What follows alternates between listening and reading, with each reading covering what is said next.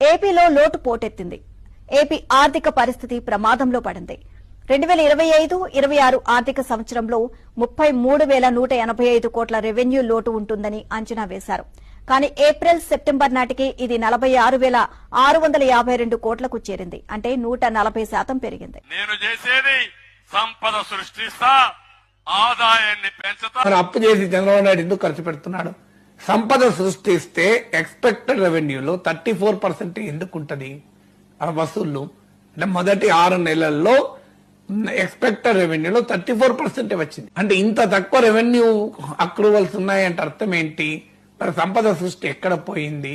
సొంత ఆదాయ మార్గాలు పెంచుకుంటూ పథకాలకు అనర్హులను ఏరివేయడం, అవసరం లేని పథకాలకు కోతలు వేయడం ద్వారా రెవెన్యూ లోటు కాస్తైనా కట్టడి చేయవచ్చు.